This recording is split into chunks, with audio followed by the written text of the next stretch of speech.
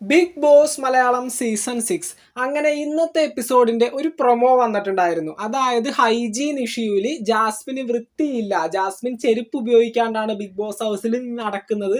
അതുപോലെ തന്നെ ചെരുപ്പ് ഉപയോഗിക്കാതെ ബാത്റൂമിൽ കയറിയിട്ട് അതേ കാലുകൊണ്ട് നേരെ വന്ന് സോഫയിലിരിക്കും. ഇത് മറ്റുള്ളവർക്കൊക്കെ പ്രശ്നമാണെന്നുള്ള രീതിയിൽ ലാലേട്ടൻ ജാസ്മിനെ വഴക്ക് പറയുന്ന ഒരു പ്രൊമോ വീഡിയോ വന്നിട്ടുണ്ടായിരുന്നു. ഇന്നലത്തെ എപ്പിസോഡിൽ ലാലേട്ടൻ എന്താണ് ചെയ്തത്? ജാസ്മിനെ അമിതമായി അങ്ങ് സപ്പോർട്ട് ചെയ്തു. ജാസ്മിൻ എന്തോ മഹത് വ്യക്തി എന്നുള്ള രീതിയിൽ ചിത്രീകരിച്ചിട്ട് സിബിനെ താഴ്ത്തി കെട്ടി. സിബിന്റെ ഗെയിം മുഴുവൻ എക്സ്പോസ് ചെയ്തു. സിബിൻ അവിടെ ചെയ്ത ഓരോ ഗെയിം പ്ലാനുകളും വീഡിയോ രൂപത്തിൽ മറ്റുള്ള കണ്ടസ്റ്റന്റിന് കാണിച്ചു കൊടുത്തു.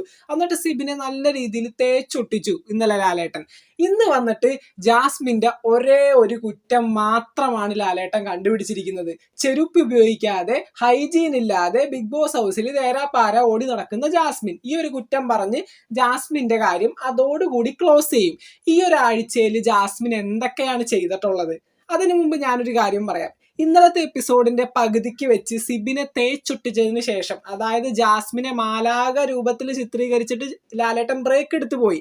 നമുക്കറിയാം ബിഗ് ബോസിന്റെ ലാലേട്ടൻ എത്തുന്ന ഓരോ എപ്പിസോഡിന്റെ ബ്രേക്ക് എന്ന് പറയുന്നത് 30 മിനിറ്റിൽ കൂടുതലാണ്. അപ്പോൾ ഈ ബ്രേക്കിനുള്ളിൽ ലാലേട്ടൻ ആ ഒരു ഷൂട്ട് ചെയ്ത വിഷ്വൽസ് ഒക്കെ കാണും. ഇന്നലത്തെ എപ്പിസോഡിൽ ലാലേട്ടന് തന്നെ തോന്നിയിട്ടുണ്ടാകും, ജാസ്മിനെ ഞാൻ അമിതമായിട്ട് സപ്പോർട്ട് ചെയ്തു പോയി, ഇത് നാളെ സോഷ്യൽ മീഡിയയിൽ ഒരു വിഷയമായിട്ട് മാറും, അതുകൊണ്ട് ചെന്ന് ഇങ്ങനെ പറഞ്ഞേക്കാം എന്ന് പറഞ്ഞിട്ട് ബ്രേക്ക് കഴിഞ്ഞ് ആദ്യം വന്ന് ലാലേട്ടൻ പറഞ്ഞ കാര്യം, എനിക്കിവിടെ ഫേവറിസം ഇല്ല, ഞാൻ ജനങ്ങളുടെ ഒപ്പമാണ്, ജനങ്ങൾക്ക് വേണ്ടിയാണ് ഞാനിവിടെ നിൽക്കുന്നത്, അവരുടെ സ്വരമാണ് ഞാനിവിടെ സംസാരിക്കുന്നത്, അവർ ആഗ്രഹിക്കുന്ന രീതിയിലാണ് ഞാൻ കണ്ടസ്റ്റന്റിനോട് ചോദ്യം ചോദിക്കുന്നത്, എനിക്കിവിടെ ആരും പേഴ്സണൽ ഫേവറേറ്റ്സ് ഇല്ല എന്ന് പറഞ്ഞിട്ട് ഒരു ജാമ്യം രൂപത്തിൽ ലാലേട്ടൻ ഇന്നലെ അവിടെ ഒന്ന് പറഞ്ഞു. ദെൻ അതിനുശേഷം ഇന്ന് വന്നിരിക്കുന്ന പ്രമോ ഹൈജീൻ കേസിൽ ജാസ്മിനെ ഒന്ന് പിണങ്ങിയിട്ട് നേരെ അവിടെ ഇരുത്തുന്നു. ഇതും ഫേവറിസം തന്നെയല്ലേ? ഇതിന് മുന്നത്തെ ആഴ്ചയിൽ ജാസ്മിൻ എന്തൊക്കെ തെമ്മാടിത്തരങ്ങളാണ് അവിടെ കാണിച്ചു കൂട്ടിയത്.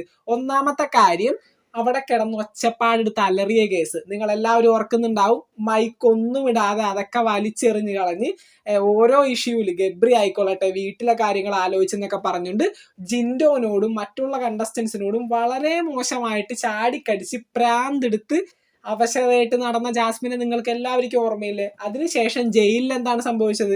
ഈ വീക്കെൻഡ് എപ്പിസോഡിന് തൊട്ട് മുന്നായിട്ടുണ്ടായിരുന്ന ജയിലിൽ എന്താണ് ജാസ്മിനും ഗബ്രിയും കൂടി കാണിച്ചു കൂട്ടിയത്? ജാസ്മിന് കൊടുത്തിരിക്കുന്ന ജയിൽ ടാസ്കിന്റെ ഇടയിൽ വീട്ടിൽ നിന്ന് ഈ പനീർ അതുപോലുള്ള ഭക്ഷണ വസ്തുക്കൾ ജയിലിനുള്ളിലേക്ക് കൊണ്ടുവരുന്നു, അവിടെ ഇരുന്നങ്ങ് തട്ടുന്നു. അതിനുശേഷം ഫുഡ് കൊടുക്കാൻ വന്ന ജിൻഡോനെ അപമാനിച്ചു വിട്ടു. ഫുഡ് കൊടുക്കാനായിട്ട് ജിൻഡോ വന്നപ്പോൾ പുറകെ ഗബ്രിയും പോയി. കാരണം ജാസ്മിന് തിന്നാൻ തോന്നുമ്പോ ഗബ്രി കെട്ടിപ്പിടിച്ചാൽ അത് തീരും. കാരണം നമ്മയൊക്കെ ഫുഡ് കഴിക്കുന്നത് നമ്മുടെ വിശപ്പ് മാറാനാണ്. ജാസ്മിന് തന്റെ വിശപ്പ് മാറണമെങ്കിൽ ഗബ്രി വന്ന് കെട്ടിപ്പിടിക്കണം, ഒരു ഉമ്മയും കൊടുക്കണം.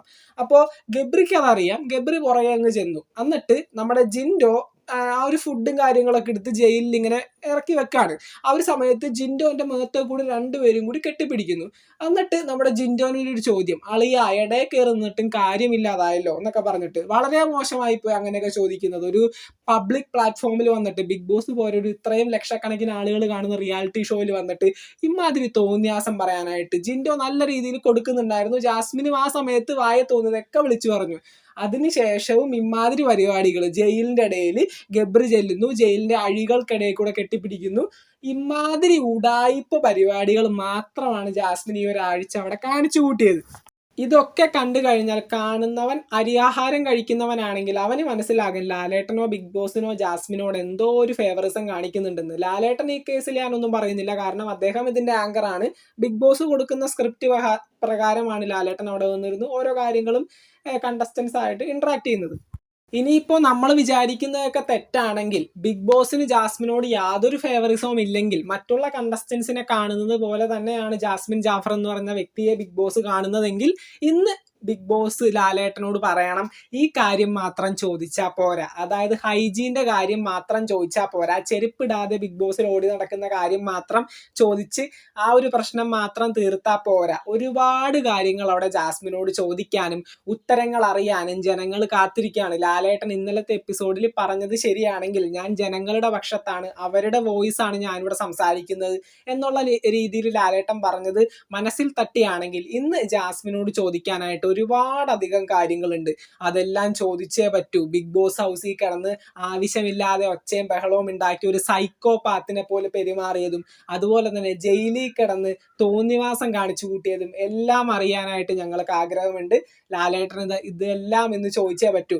ബിഗ് ബോസ് മലയാളം സീസൺ 6 വന്നിട്ട് ജീവിതം ഇല്ലാതാക്കിയ ഒരു വ്യക്തിയാണ് ഈ പറയുന്ന ജാസ്മിൻ ജാഫർ. നമുക്കറിയാം ജാസ്മിന്റെ കല്യാണം, ഉറപ്പിച്ചു വെച്ചിരുന്ന കല്യാണം മുടങ്ങിപ്പോയി. വേറൊരു കാരണവുമല്ല, ഗബ്രി ആയിട്ട് ഇമാതിരി തോന്നിവാസം കാണിച്ചു. പുറത്തുനിന്ന് ഉണ്ടായിരുന്ന അഫ്സൽ എന്ന വ്യക്തി ജാസ്മിനെ 7 മാസത്തോളം പ്രണയിച്ച് ജാസ്മിന്റെ ആവശ്യപ്രകാരം ബിഗ് ബോസിലേക്ക് കയറുന്നതിന് മുന്നേ വീട്ടിൽ വന്ന് കല്യാണം ആലോചിച്ച് ചെറിയ തോതിൽ എൻഗേജ്മെന്റും കാര്യങ്ങളൊക്കെ കഴിഞ്ഞിരുന്ന അഫ്സൽ എന്ന് പറഞ്ഞ വ്യക്തിയെ മാന്യമായിട്ട് ജാസ്മിൻ അങ്ങ് തേച്ചു.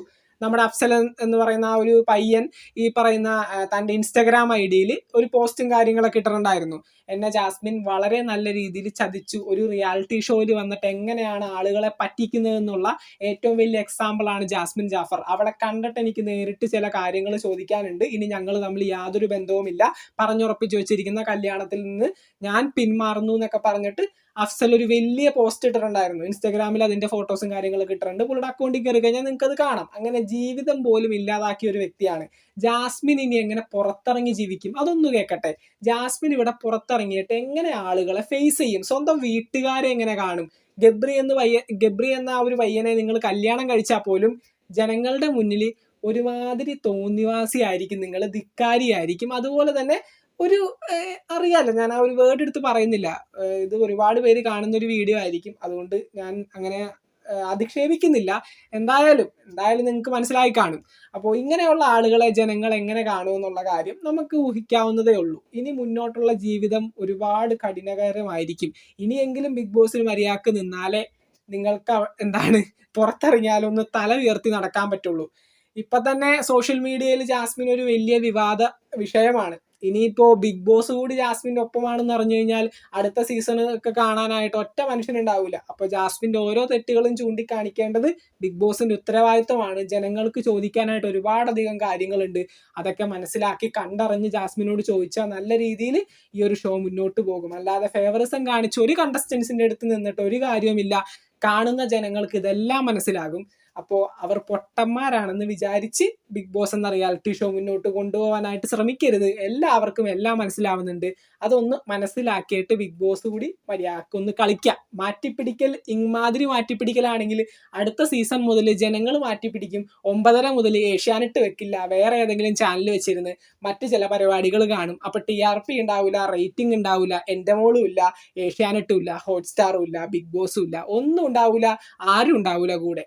അപ്പോൾ എന്തായാലും അതനുസരിച്ച് മര്യാദക്കൊക്കെ ചെയ്യാൻ നോക്കുക. എൻ്റെ പൊന്ന് ബിഗ് ബോസ്, ഞങ്ങളുടെ കഞ്ഞുകൂടി പോലും മുട്ടിക്കല്ലേ.